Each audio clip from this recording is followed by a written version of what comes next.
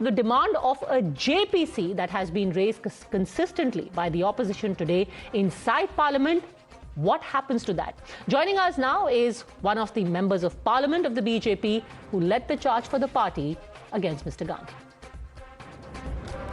So what does the government and the BJP have to say about this charge sheet of sorts that has been levelled against them by Mr. Rahul Gandhi? Joining us now is Mr. Ravi Shankar Prasad.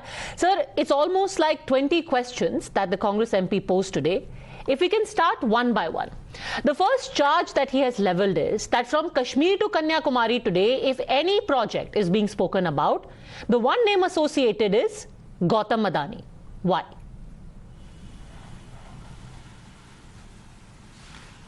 Well, first of all, I must tell you, there is a norm of speaking in the Parliament. If you level these kinds of allegations reckless manner, you must be substantiated and authenticated. That's Rule 353. I raised that issue. But what to say from it, Rahul Gandhi, who is himself on bail along with his mother, and the whole record is full of stinking corruption. But he has to give some specific examples or not, just to make a wild allegation. Then I can put a counter question to you, Padmaja. Why the port in leftist Kerala has been given to him? Why Congress Chhattisgarh government has given a coal block for exploitation and extraction? Why extraordinary expenditure of Ashok Gehlot government in Rajasthan for infrastructure? And by the way, when was the Mudra port given? During Manmohan Singh government? The point to note is, are you going to belittle entrepreneurship of India in this manner? Are you being fair? I can understand Mr. Rahul Gandhi and his party has a thinking that everything must come from outside the country so that there is a deal and there is a commission. Now Indian weapons produced in India worth 14,000 crore are being exported outside. That is create a problem. Mobile phone 10,000 crores are being exported. That's a problem. India is manufacturing chip. That is a problem. India is becoming the big hub of startup movement. That is a problem. And whether it is the Bofors or the Augusta Westland or the 2G or the whole Commonwealth scam, coal scam, all these or others cooperative society scam, we had some role to play in exposing it when we are in opposition. We know inch and inch how Manmohan Singh government under the patronage of Sonia Ji and Rahul Gandhi facilitated this. And let me put you very bluntly. Rahul Gandhi says facilitating Mr. Adani. By the way, Padmaja, who facilitated Mr. Vadra, his brother-in-law, the entire Haryana government, entire Rajasthan government? The FIR is there, investigation is there. And what was this National Herald case? How a freedom movement newspaper was misappropriated by mother-son duo and led to appropriation of property worth thousands of crores given by government in Mumbai, in Delhi, in Lucknow, in Chandigarh. That is Mr. Rahul Gandhi. Okay, so if I come back to Mr. Adani, when the deal was signed between the company and the Rajasthan government, Rahul Gandhi was asked this question. He said it's not about not doing business. It's about doing business the wrong way. What has happened in Rajasthan is legitimate. What is happening in BJP states is crony capitalism. That's the difference. That you travel in his chartered plane. अच्छा पद्मजा, इसका हम क्या जवाब दें आज? आज तो आप सबों के चैनल पर अडानी जी की फोटो चल रही है रॉबर्ट वाड्रा के साथ, राहुल गांधी उनके मुख्यमंत्रियों के साथ. तो when Rahul Gandhi is asked a question, so that becomes a lawful action of business, and this becomes a crony capitalism. This is hypocrisy of the worst order. Narendra Modi's government record of probity and propriety is too well known. Institutional steps, apart from legal challenge to plug all these gaps, whether it is the bankruptcy code or the Foreign Donations Act, or you can talk about regulating this foreign money through proper instrument of law, Binami law being made more tougher. All these are well known. Then Rahul Gandhi says something And by the way, what has been the record of Indian entrepreneurs from 2014? Forget Mr. Adani. How India has registered a great height in ease of doing business. What has been the rate of FDI, FII? The highest in the technological sector, which I had the privilege to handle under the direction of the Prime Minister many years ago, for long years.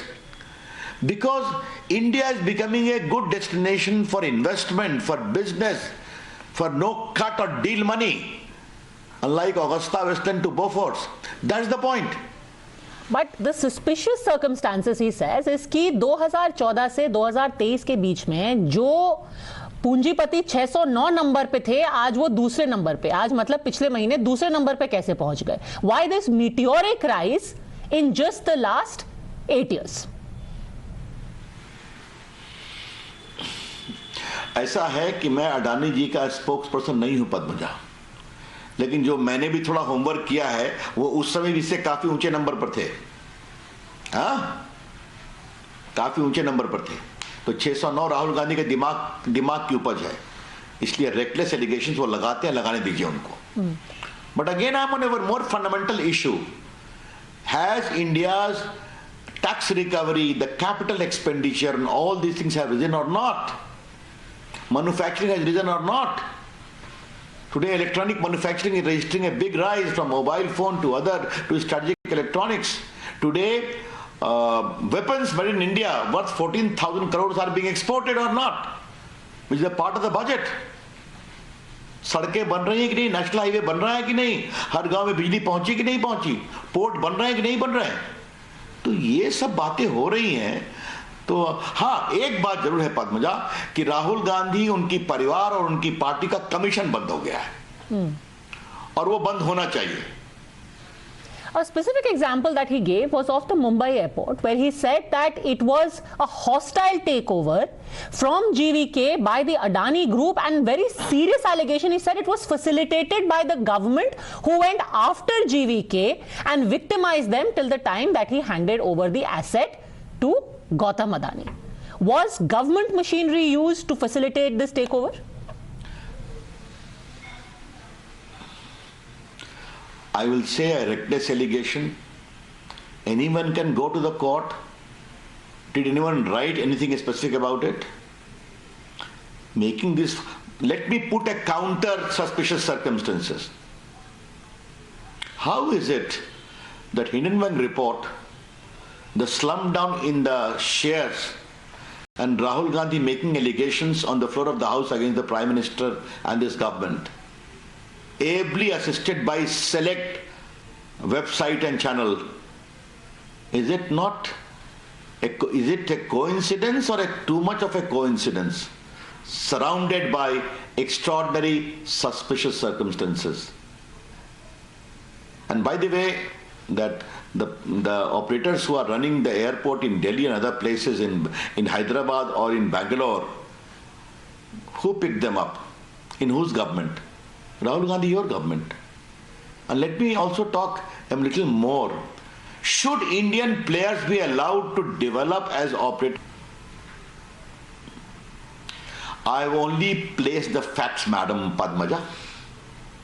I have only recounted the suspicious circumstances and drawn a conclusion based upon these suspicious circumstances. See the timing part of it. I am not making a reckless allegation. I am only recounting the suspicious circumstances. My final question to you is, a lot of people now, because there is so much muck being thrown about, asking, is it in the best interest of transparency and probity that there should be a JPC, so that doodh ka doodh, pani ka pani ho jaye, there is nothing to hide? Then why be afraid, or why be wary of a probe by a parliamentary committee? I'm very happy you have asked these questions. Along with late Arun Jaitley and myself and Sushma Swaraj, we are in the forefront of exposing the misdeeds of Manmohan Singh government in the Rajya Sabha and Lok Sabha. You know it? Why? Because 2G scam happened of 1,76,000 crores. Commonwealth scam happened of 70,000 crores. Coal scam happened of nearly 2 lakh crore. Adarsh Ghotala happened, how the Chief Minister Ashok Chauhan misappropriated the flats meant for army widows. It was all completely proved either by CAG report or series of evidence based. Then we insisted for a JPC. And let me tell you, Padmaja, I was a member of the JPC of 2G scam. And let me say with full sense of responsibility that Congress members led by the chairman, who was a congressman, did ensure that no fair investigation did happen. That is the record. What happened in Beaufort's case? There was also a JPC. Shankaran, the health minister, was the chairperson. Did a fair investigation allowed to happen? No. Because Congress party will never allow any fair investigation where they are involved. On the contrary, the shining image of integrity of Narendra Modi ji is a beacon of hope for the country. He tried the misadventure in 2019, Chaukidar. I will not go beyond that. When the Rafale issue was raised because they could not get any commission. Hello? And thereafter what happened? Ultimately, the people of India rejected. In the same manner, the people of India is going to again repudiate all these nonsense and reckless allegations.